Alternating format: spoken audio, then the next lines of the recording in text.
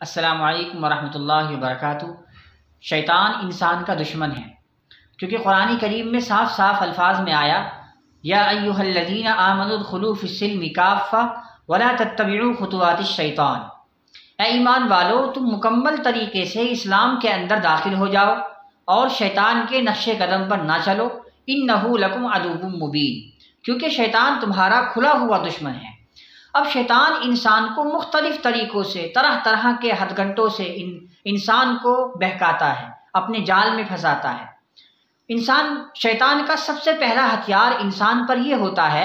کہ وہ انسان کے دل سے عبادات کی اہمیت کو نکال دیتا ہے۔ اسے نمازوں میں مزہ نہیں آتا۔ اگر کسی سے یہ کہا جائے کہ نماز پڑھو تو وہ جواب میں یہ کہے گا کہ میں نماز پڑھوں گا، لیکن نماز پڑھنے کی اس کی نیت نہیں ہوتی، لیکن وہ صرف کہہ دیتا ہے کہ میں نماز کو پڑھوں گا یا روزہ رکھوں گا یا قرآن کی تلاوت کروں گا، تو اس کے دل سے شیطان نے عبادات کی اہمیت کو نکال دیا ہے۔ یہ شیطان کا پہلا ہتھیار ہوتا ہے۔ دوسرا ہتھیار جو وہ شیطان انسان پر وار کرتا ہے، استعمال کرتا ہے، وہ یہ ہوتا ہے کہ اگر کوئی شخص لاکھ کوشش کے باوجود بھی،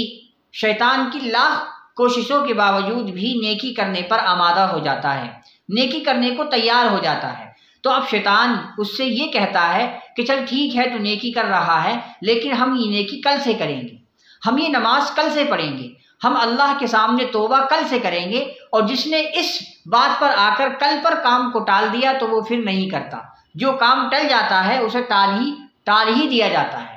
تو اسی لیے یہ اس کا دوسرا ہتھیار ہے۔ اور تیسرا ہتھیار شیطان کا یہ ہوتا ہے کہ اگر کوئی شخص یہ ارادہ کر لے کہ میں نیکی بھی کروں گا اور آج ہی نیکی کروں گا، تو اب شیطان تیسرا ہتھیار استعمال کرتا ہے۔ وہ اس سے یہ کہتا ہے کہ چل نیکی اگر تجھے آج ہی کرنی ہے تو جلدی جلدی کر لے۔ مثال کے طور پر ایک انسان کو کھانا بھی کھانا ہے اور نماز بھی پڑھنی ہے، تو اب شیطان اس سے یہ کہے گا کہ جلدی جلدی نماز پڑھ لیتے ہیں اور سکون کے ساتھ بیٹھ کر کے کھانا کھائیں گے۔ لیکن ہونا تو یہ چاہیے تھا کہ وہ انسان یہ کرتا کہ جلدی جلدی کھانا کھاتا اور سکون کے ساتھ نماز پڑھتا، لیکن شیطان اس سے اس کا برعکس یعنی الٹا کراتا ہے۔ تو یہ اس کا تیسرا ہتھیار ہے۔ اور شیطان کا چوتھا ہتھیار یہ ہوتا ہے کہ جب کوئی انسان بالکل تہیہ کر لیتا ہے اور عزم مصمم کر لیتا ہے کہ میں آج ہی نماز پڑھوں گا اور جلدی جلدی نہیں بلکہ سکون و اطمینان کے ساتھ پڑھوں گا، تو اب شیطان اس سے یہ کہتا ہے کہ تو شیطان اس کے دل کے اندر ریاکاری پیدا کر دیتا ہے، دکھاوا پیدا کر دیتا ہے۔ وہ نماز تو پڑھتا ہے لیکن اس کے دل کے اندر دکھاوا پیدا ہو جاتا ہے، اور وہ بڑے اطمینان کے ساتھ نماز پڑھتا ہے لوگوں کو یہ دکھانے کے لیے کہ لوگ مجھے یہ کہیں گے کہ یہ بڑا اچھا نمازی ہے۔ تو یہ اس کا چوتھا ہتھیار ہوتا ہے۔ اور شیطان کا پانچواں ہتھیار یہ ہوتا ہے کہ اگر کوئی انسان سکون و اطمینان سے نماز بھی پڑھتا ہے تو شیطان اس کے دل کے اندر ایک عجب چیز پیدا کر دیتا ہے، یعنی وہ یہ سوچتا ہے کہ میں فلاں شخص سے زیادہ بہتر ہوں، میں تو نماز پڑھتا ہوں اور فلاں شخص نماز بھی نہیں پڑھتا، میں نے تو 2 حج کر رکھے ہیں اور فلاں شخص نے ایک بھی حج نہیں کیا۔ تو اس طرح کی بات شیطان اس کے دل کے اندر ڈال دیتا ہے، اور جیسے ہی یہ بات اس کے دل کے اندر آتی ہے اس کے اعمال خراب ہو جایا کرتے ہیں، کیونکہ اعمالوں کا دار و مدار نیت پر ہوتا ہے۔ اسی لیے ہمیں چاہیے کہ ہم صاف دل سے عبادات کریں۔ اور چھٹا اور آخری ہتھیار اس کا یہ ہوتا ہے کہ وہ انسان کے دل کے اندر شہرت کی باتیں پیدا کر دیتا ہے۔